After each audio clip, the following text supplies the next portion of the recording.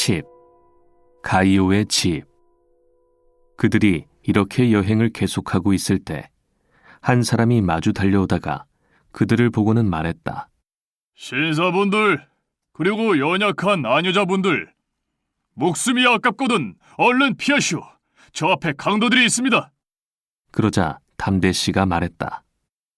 얼마 전 작은 믿음씨를 습격했던 새 강도들인 모양이군. 하지만 우린 준비를 단단히 하고 있으니까 걱정 없지. 그리하여 그들은 계속해서 길을 갔다.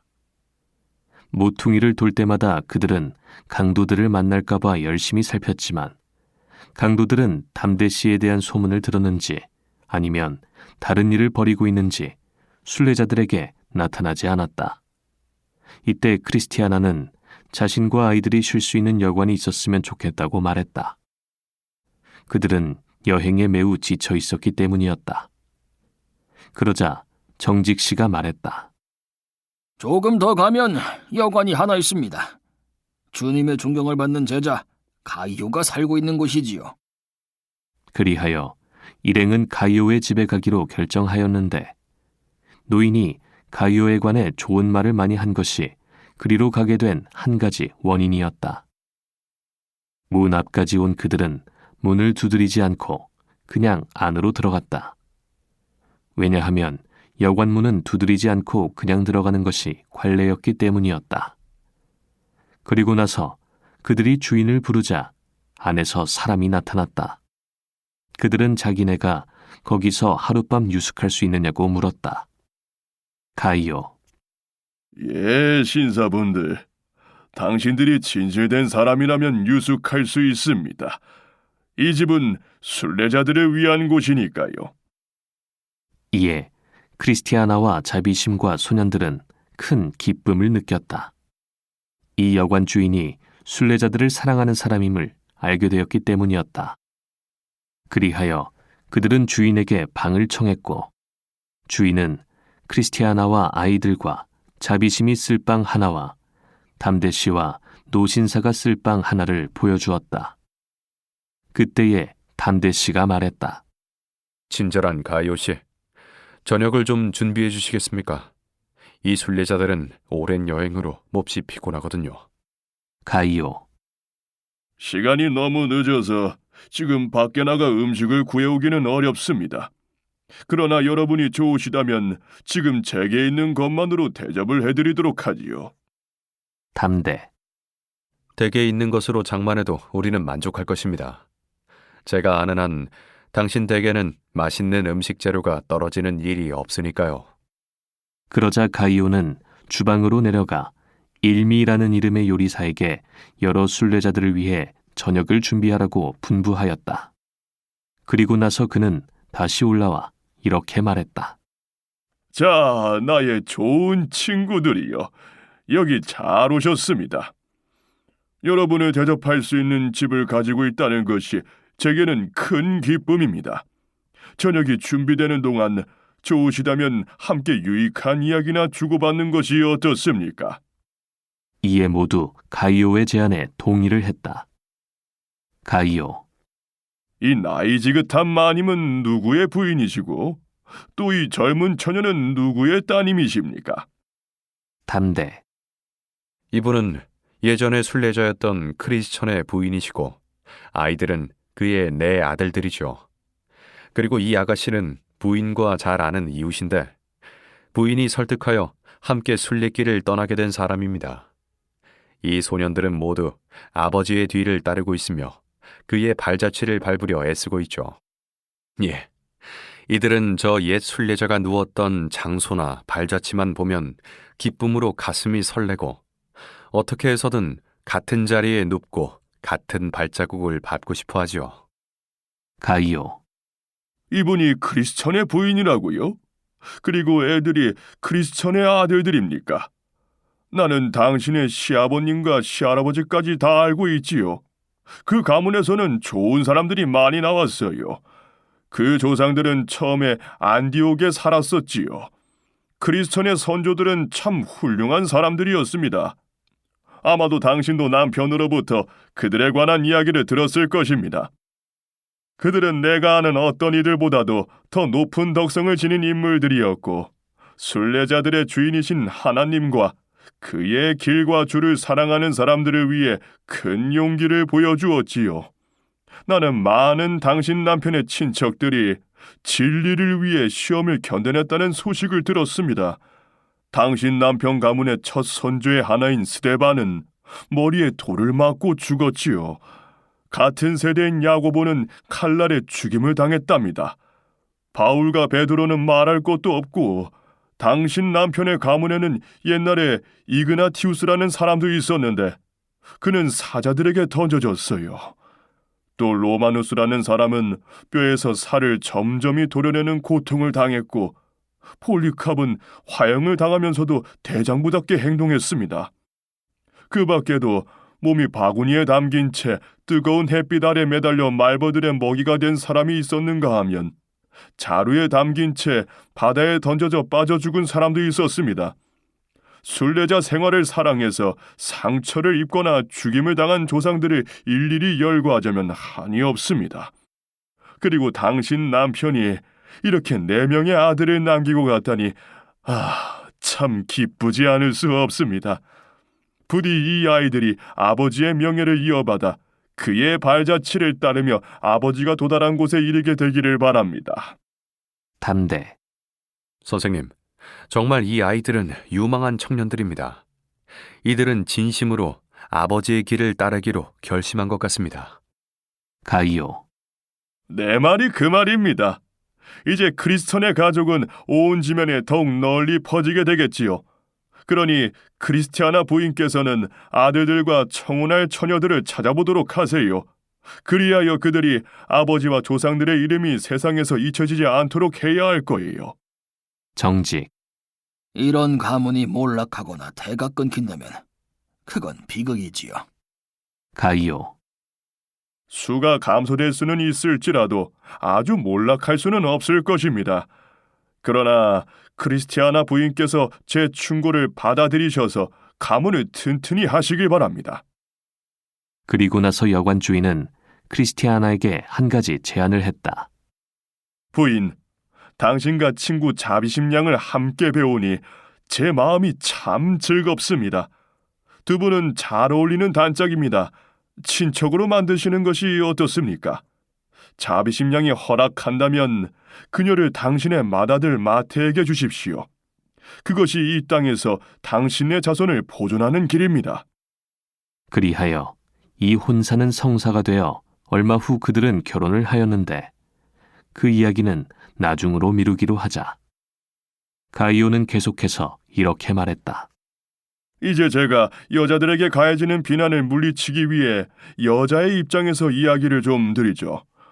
죽음과 저주가 여자를 통해 세상에 들어오기는 했으나 생명과 건강도 역시 여자를 통해 들어왔습니다. 때가 참에 하나님이 그 아들을 보내사 여자에게서 나게 하시고 하와 이후의 여인들은 그 어머니의 행동을 무척이나 혐오했지요. 그래서 구약시대의 여성들은 행여 자기가 구세주의 어머니가 될 수 있지나 않을까 하는 기대로 자식 낳기를 탐했지요. 제가 또 말하건대 구세주가 오셨을 때 천사나 남자들보다 더 앞서 기쁨의 소식을 들은 이들은 여자였습니다. 성경을 읽어보면 남자들은 그리스도께 동정 한 입 갖다 드린 적이 없지만 그를 따르는 여자들은 자기 재물을 다 바쳐 그리스도를 공양하였습니다. 눈물로 예수의 발을 씻은 자도 여인이요 예수의 장례를 위해 그의 몸에 기름을 부은 이도 여자였습니다. 예수께서 십자가를 지고 가실 때 슬피 은 것도 여자요 십자가에서 내려진 예수를 뒤따라간 것도 여자요 그가 장사되실 때 무덤 곁에 앉아있던 이도 여자였습니다. 예수께서 부활하시던 날 아침에 그를 맨 처음 본 사람들도 여자였고 그가 부활한 소식을 제자들에게 처음 전해준 사람도 여자였습니다. 그러므로 여인들은 많은 은총을 받고 있으며 앞의 일들에서도 나타나듯이 여자들은 남자들과 더불어 생명의 은혜를 함께 누리고 있습니다. 이때 저녁 준비가 거의 다 되었다는 요리사의 전갈이 왔다. 그리고 한 사람이 올라와 식탁보를 펴고 그 위에 접시와 소금과 빵을 차례로 놓았다. 그러자 마태가 말했다. 이 식탁보와 저녁 준비를 보니 이전 어느 때보다 더 식욕이 강하게 당기는군요. 가이오, 이 세상에서 받은 모든 교리적 가르침들이 너로 하여금 천국에서 베풀어지는 위대한 왕의 만찬석에 앉고자 하는 더 큰 열망을 일으키게 하기를 바란다. 우리가 여기서 받는 모든 설교나 책, 예식들은 하나님의 집에서 먹을 잔치와 비교해보면 마치 식탁 위에 놓인 접시와 소금에 불과하단다. 이제 저녁이 들어오기 시작했는데 가장 먼저 그들 앞에 차려진 음식은 처든 어깨살과 흔든 가슴살이었다. 이 음식들은 그들이 식사를 할 때 우선 하나님께 찬양과 기도를 올려야 함을 가르쳐주기 위한 것이었다. 처든 어깨살은 다윗이 그의 마음을 하나님께 들어올린 것을 의미하며 흔든 가슴살은 다윗이 자기 심장이 있는 가슴을 수금에 대고 연주한 것을 의미한다. 이 두 접시의 음식은 매우 신선하고 맛이 좋았으므로 일행은 모두 즐거운 마음으로 이를 먹었다. 그 다음에 들어온 것은 피처럼 새빨간 포도주 한 병이었다. 이때 가이오가 그들에게 말했다. 마음껏 드십시오.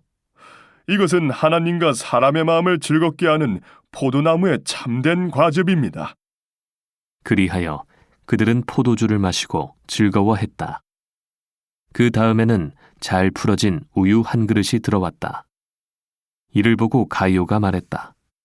그것은 소년들에게 주십시오. 이를 먹고 자라도록요. 다음에는 버터와 꿀이 담긴 그릇이 들어왔다. 그러자 가이오가 말했다. 자, 이것은 누구나 마음껏 드십시오. 판단력과 이해력을 증강시키고 기분을 북돋우는 데 좋은 음식이니까요. 우리 주님께서는 어릴 때 음식을 즐겨 드셨지요. 악을 버리고 선을 택할 줄 알 때가 되면 버터와 꿀을 먹을 것이라. 그 다음엔 아주 맛있는 사과가 담긴 접시가 들어왔다. 이를 보고 마태가 말했다. 사과는 뱀이 우리 시조 할머니를 깰 때 사용한 과일인데 우리가 먹어도 될까요? 그러자 가이오가 말했다. 마귀가 사과로 우리를 속였다네. 그러나 우리 영혼을 더럽힌 것은 사과가 아니라 죄였다네. 먹지 말라는 사과를 먹으면 피가 썩지만 먹으라 권하는 사과를 먹으면 유익이 있으리. 주님의 피를 긴 너희 교회여, 그의 잔을 마시라. 사랑에 병든 너희여, 그의 사과를 먹으라. 그러나 마태가 말했다.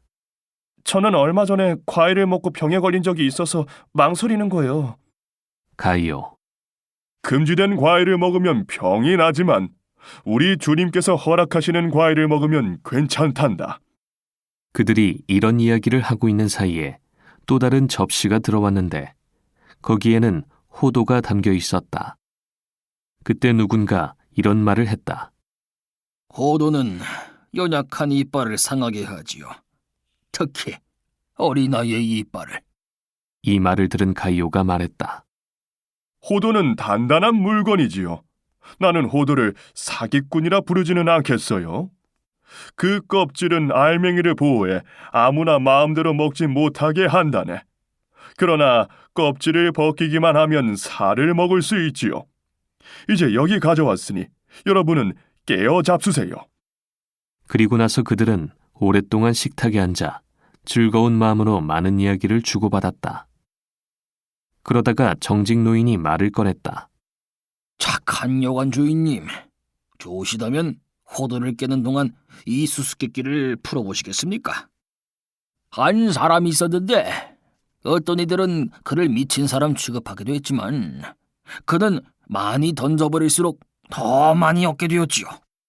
이에 일행은 착한 가이오가 어떤 대답을 할까 궁금해하면서 그에게 주의를 집중시켰다. 잠시 묵묵히 앉아있던 가이오는 이렇게 대답했다.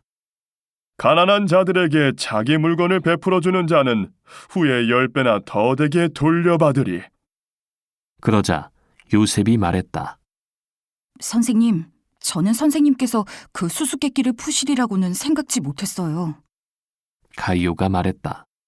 나는 이런 방면의 훈련을 많이 받았단다. 경험보다 더 좋은 교육 방법은 없거든. 나는 주님으로부터 친절해야 한다는 가르침을 받았고 경험을 통해 그것이 유익이 된다는 사실을 깨달았단다. 흩어 구제하여도 더욱 부하게 되는 일이 있나니 과도히 아껴도 가난하게 될 뿐이니라. 스스로 부한 채 하여도 아무것도 없는 자가 있고 스스로 가난한 채 하여도 재물이 많은 자가 있느니라. 이때 사무엘이 그 어머니 크리스티아나에게 나직한 소리로 말했다. 엄마, 이 집 주인은 참 훌륭한 분이에요. 우리 여기 오랫동안 머물면서 마태 형님과 자비심 양을 결혼시키도록 해요. 이 말을 엿들은 주인 가이오가 말했다. 그거 참 좋은 생각이다, 얘야. 그리하여 그들은 한 달 이상 거기 머물렀으며 자비심은 마태와 결혼식을 올렸다. 그들이 거기 머무는 동안 자비심은 종전처럼 외투와 속옷을 만들어 가난한 사람들에게 나누어 주었는데 이를 통해 그녀는 순례자들에게서 아주 좋은 평판을 얻었다.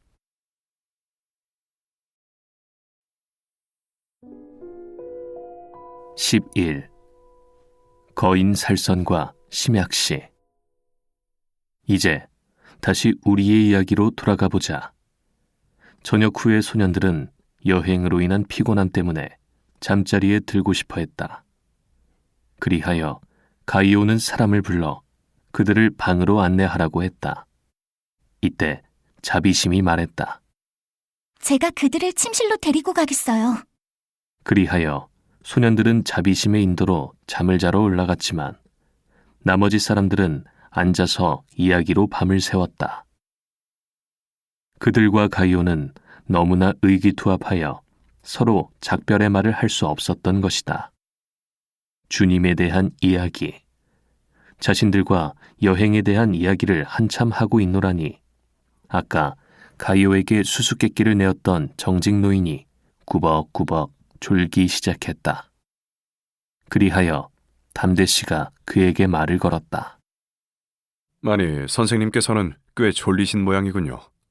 자, 정신을 차리시고 제 수수께끼를 하나 풀어보세요. 정직 씨가 말했다. 어디 들어봅시다. 이에 담대 씨가 말했다. 남을 죽이려 하는 자는 먼저 정복을 당해야 하고 밖에서 살고자 하는 자는 먼저 집 안에서 죽어야 한다. 정직 씨가 말했다. 하, 어려운 수수께끼로군. 풀기도 어렵지만 실천하기는 더 어려워. 자, 주인장. 원하신다면 제 문제를 당신에게 넘겨드리지요. 당신이 풀어보시구려. 나는 당신 말을 듣고 있을 테니까. 가이오가 말했다. 안 됩니다. 이건 당신께 주어진 문제입니다. 사람들이 당신의 대답을 기다리고 있지 않습니까? 그러자 그 노신사가 대답했다. 죄를 죽이려 하는 자는 먼저 은혜로 정복을 당해야 하고 살아있음을 남에게 증거하고자 하는 자는 자기 자신에 대해 죽어야 한다. 가이오가 말했다. 옳습니다. 참 좋은 가르침이지요.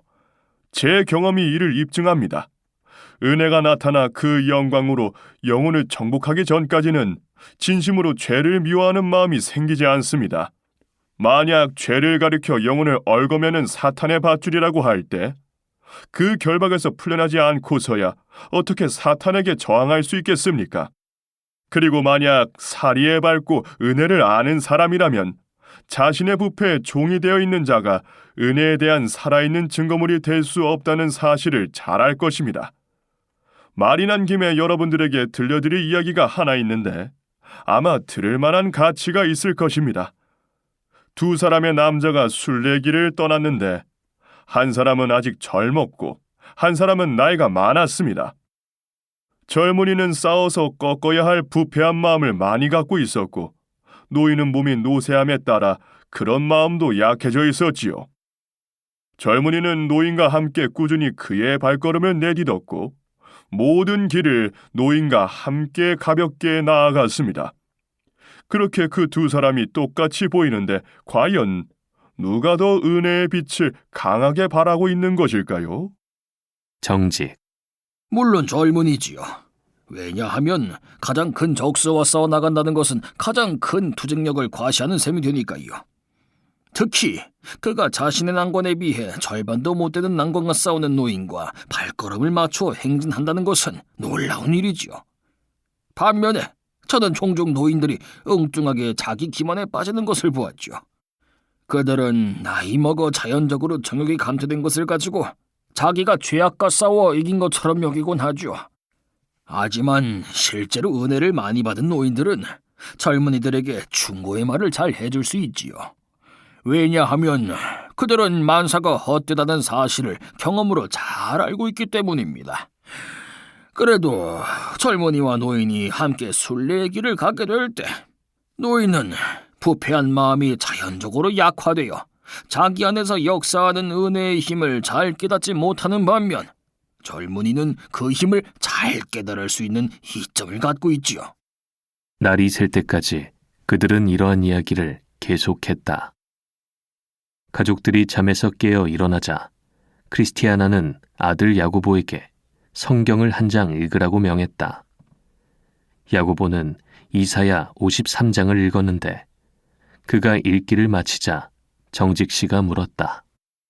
성경 말씀에 왜 구세주께서는 마른 땅에서 나오는 뿌리 같아 군 모양도 없고 풍채도 없다고 했을까요?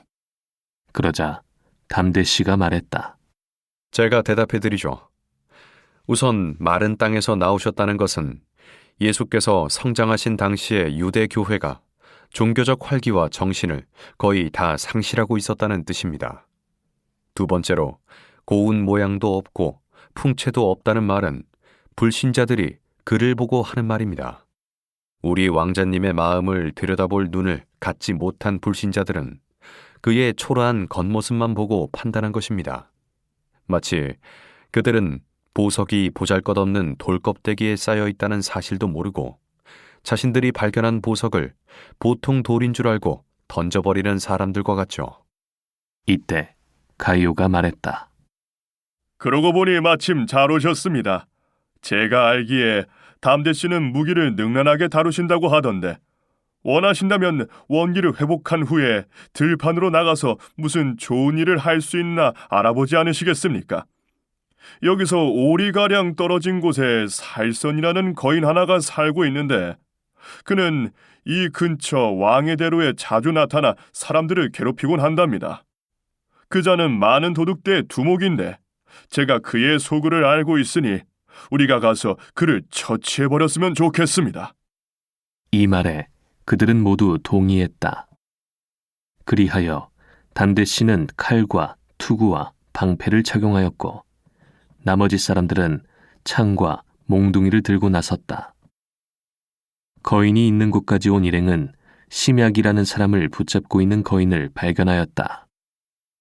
심약 씨는 길을 가다가 거인의 부하들에게 붙들려 그에게 받쳐진 것이었다.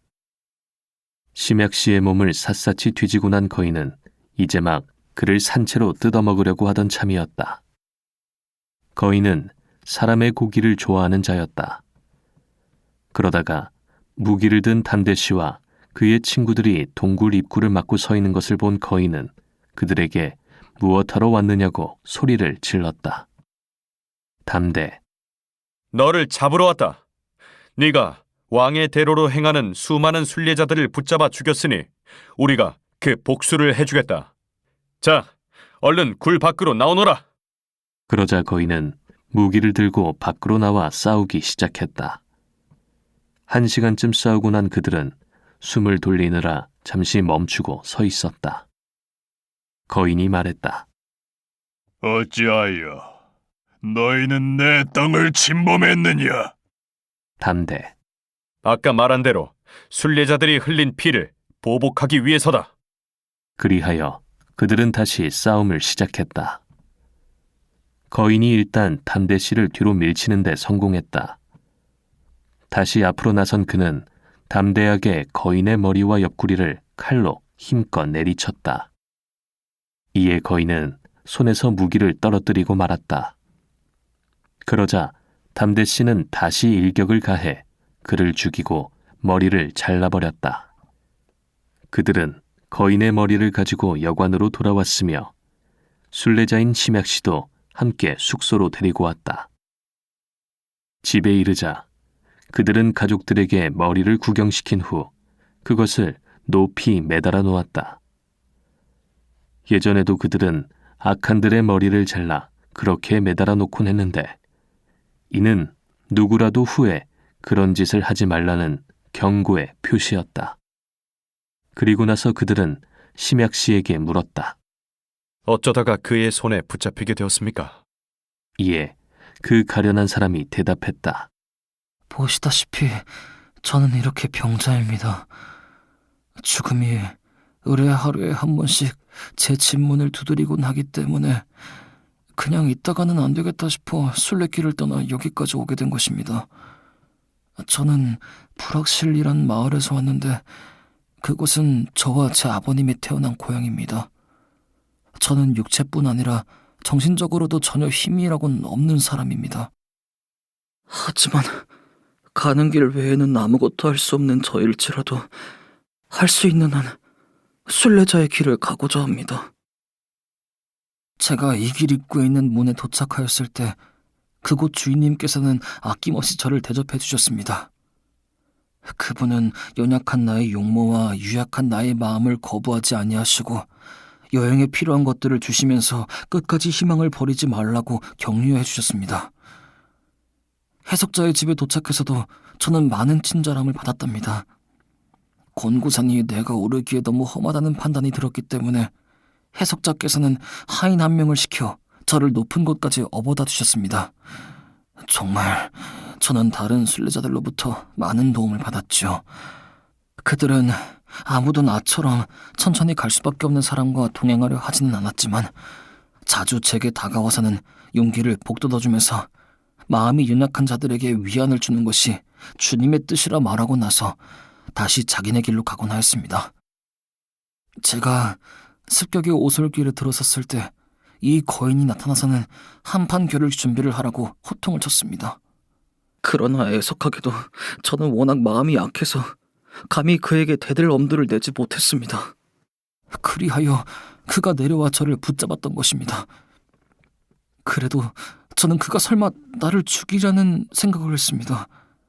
그의 굴에 끌려갔을 때도 나는 내 의사로 거기에 간 것이 아니었으므로 살아서 다시 나오게 되리라고 믿었습니다. 왜냐하면 저는 설사 어떤 순례자가 흉악한 자의 손에 포로가 된다 할지라도 주님께 대한 믿음을 온전히 품고만 있으면 섭리의 법에 의해 결코 원수의 손에 죽임을 당하지 않게 하신다는 말을 들었기 때문입니다. 제가 강도를 당한 것처럼 보이고 또 실제로 강도를 당하기도 했지만 보시다시피 저는 무사히 빠져나오지 않았습니까? 그래서 저는 모든 일의 주관자이신 임금님과 그의 도구가 되어주신 당신께 깊이 감사를 드립니다. 앞으로 또 어떤 공격을 당할지 몰라도 저는 확고히 결심했습니다. 뛰어갈 수 있으면 뛰어가고 뛸 수 없으면 걸어가고 걸을 수 없으면 기어서라도 가기로요. 무엇보다도 저는 저를 사랑해주신 하나님께 감사드립니다. 저는 앞에 놓인 내 길을 나아갈 각오가 되어 있습니다. 여러분이 보다시피 저는 연약한 마음의 소유자이지만 내 마음은 이미 다리 없는 강 너머에 있습니다. 그러자 정직 노인이 그에게 물었다. 당신 혹시 얼마 전에 순례길을 떠났던 두려움 씨를 모르십니까? 심약. 알다마다요. 그는 멸망의 도시에서 북쪽으로 10리쯤 떨어진 우둔이란 마을이 살았는데 그 마을과 제 고향의 거리도 그쯤 되지요. 하지만 우리는 잘 아는 사이였습니다. 그분은 제 아버지의 동생, 다시 말하면 제 삼촌이셨거든요. 그분과 저는 성미가 아주 비슷했지요. 그는 저보다 키가 좀 작았지만 우리의 용모는 매우 흡사합니다. 정직. 내가 그럴 줄 알았지요. 나는 당신들이 친척관계임을 쉽게 알 수 있었어요. 하얀 피부색과 눈 언저리가 닮았거든요. 그리고 당신들 말투도 서로 아주 비슷합니다. 심야. 우리 두 사람을 아는 사람들은 대부분 그렇게 말합니다. 제가 보기에도 그분과 저는 거의 모든 면에서 비슷해요. 가이오. 자, 선생, 기운을 내십시오. 우리 집에 오신 것을 환영합니다. 무엇이든 원하는 것이 있으시면 주저없이 청하십시오. 무슨 요구건 제 하인들에게 시키시면 그들이 기꺼이 받들어 모실 것입니다. 심야. 이건 참으로 뜻밖의 환대입니다. 마치 짙은 먹구름 너머로 밝은 햇빛이 비치는 것 같군요. 거인 살손이 나의 길을 막고 더 이상 나아가지 못하게 한 것이 이런 환대를 받게 하기 위함이 아니었을까요? 거인이 나를 가이오 주인 댁으로 오게 하기 위해 일부러 내 돈을 턴 게 아니냐는 거죠. 그럴 리는 없겠지만 결과가 그렇게 되었네요. 이렇게 심약 씨와 가이오가 이야기를 나누고 있을 때 한 사람이 달려와 문간에서 소리를 지르며 말했다. 한 2km쯤 떨어진 곳에서 부정이라는 순례자가 벼락을 맞고 그 자리에서 죽었다는 것이었다. 이에 심약 씨가 말했다. 불사, 그가 죽다니. 나는 여기 오기 며칠 전에 그를 만났는데 그때 그는 나의 보호자가 되어주겠다고 약속했지요. 살성 거인이 나타났을 때도 우리는 함께 있었는데 거인을 보자 그는 재빨리 피해 도망가고 말았습니다. 그러고 보니 도망갔던 그는 죽었고 붙잡혔던 나는 살았군요. 금방 살해당하리라고 생각됐던 자가 종종 그 비참한 공경에서 구원받기도 하고 죽음의 얼굴을 가진 저 섭리가 종종 비천한 자에게 생명을 부여하기도 하노나 나는 붙잡히고 그는 도망하였더니 결과가 엇갈려 그는 죽고 나는 살았도다. 이 즈음에 마테와 자비심은 결혼식을 올렸고 가이오는 자기 딸 베베를 마트의 동생 야고보에게 아내로 주었다. 이 일이 있은 후 일행은 열흘 정도 더 가이오의 집에 머물면서 순례자들이 의뢰하는 대로 즐거운 시간을 보냈다. 그들이 떠날 때가 되자 가이오는 잔치를 베풀어 주었고 일행은 모두 먹고 마시며 즐거워했다. 출발하기에 앞서 담대 씨는 주인에게 숙박비 청구서를 갖다 달라고 했다. 그러나 가이오는 자기 집에서는 관례상 접대비를 순례자 본인들로부터는 받지 않는다고 말했다. 순례자들의 유숙비는 모두 적어두었다가 1년에 한 번씩 선한 사마리아 사람으로부터 받는데 그는 순례자들에게 드는 비용이 얼마이든 간에 자기가 돌아올 때 틀림없이 갚겠다고 약속했다는 것이었다. 그러자 담대 씨가 가이오에게 말했다. 사랑하는 자여, 그대가 무엇이든지 형제, 곧 나그네 된 자들에게 행하는 것은 신실한 일이니 그들이 교회 앞에서 그대의 사랑을 증거하였습니다. 그대가 하나님께 합당하게 그들을 전송하면 좋은 결실을 얻을 것입니다. 그리고 나서 가이오는 손님들에게 작별 인사를 하였다. 아이들과 특별히 심약 씨에게 각별한 인사를 드린 그는 그들이 여행 도중에 마실 음료수도 나누어 주었다.